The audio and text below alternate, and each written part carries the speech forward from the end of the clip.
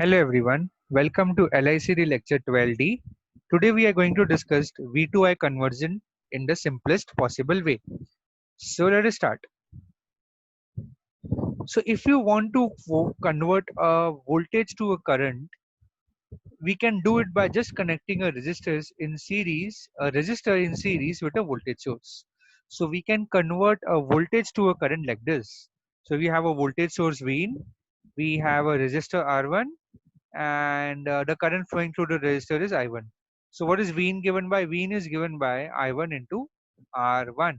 So what will be I1? I1 will be V in upon R1. That means the current I1 is proportional to the input voltage V in. So hence my voltage is getting converted into current. But will the above simplest technique work? Let us find out. So let's connect a load resistor RL in series with a resistor R1. So now what will happen is, since there is a resistor RL, the current is flowing through it, and basically it will create a voltage drop. So the current I1, yeah, basically this current we can call it as I1. So the current I1 flows through both R1 and RL. So as current I1 flows through RL, there will be some voltage drop across this load. Okay. And this current I1 is given by V in upon R1 plus RL. Ideally, for a voltage to current converter, we expect that the value of the current should only depend upon the input voltage. It should be independent of any load resistance. But in this case, it is getting dependent. So the only way to do is, if we can make somehow this RL value extremely small, then I1 will be approximately equal to V in upon R1. So that will solve a problem. But in practice, this simple looking passive V2I converter will not work at all, because the value of the current will also depend upon the load resistance, and that's where it makes it, that's why it is not so good. So now let's come to the reflection spot, meaning that right now is the time to go to LT-SPICE simulation. So let us verify the concepts learned in LT-SPICE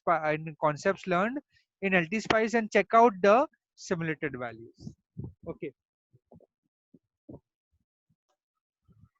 So this is my simple voltage to current conversion, the simplest way.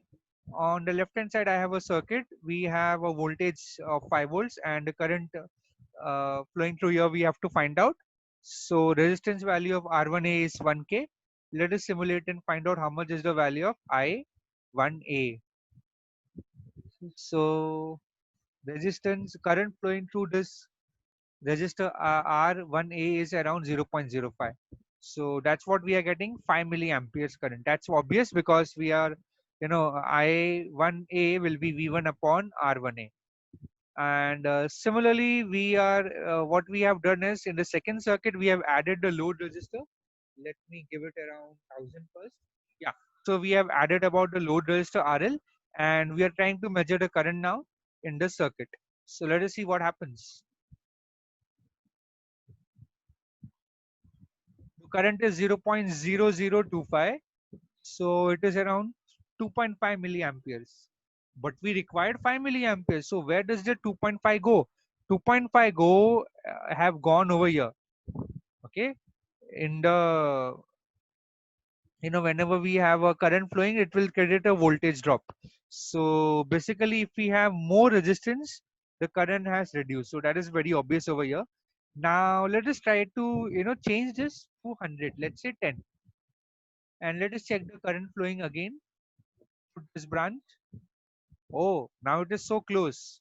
So we required 5 milliamperes, it is around 4.95. So let us not stop it here. Let us check one more value and then we can rest. So let's check it at RL equal to 1 ohm. So if we simulate this, yes, we are getting 4.99 milliamperes, and the actual result is 4.999, or 4 times 9 milliamperes. So now it is very, very close. The results are very, very close. So earlier, whenever the RL was, 1K, the current was deviating a lot. That was called as a loading effect, basically. So this load resistance was, loading the source. Source could only provide this much of current. So that's the concept, simple concept of voltage to current converters and why it will won't work for low values of RL. So what are the observation? The observation is if the value of RL is very low as compared to R1, then only the voltage will be converted into a current without any loss for a simple voltage to current converter. So our next topic will be in the next lecture. We will be discussing op-amp based V2I converter, and this problem of you know the dependence of the load voltage on the output current can be overcome by using op-amp based V2I converter. So I think that's it for today. We have covered our today's agenda of bringing up a circuit that is V2I conversion using the simplest way. So that's it for today. Next time we'll see another application of op-amp. So until then, have a good day and thank you.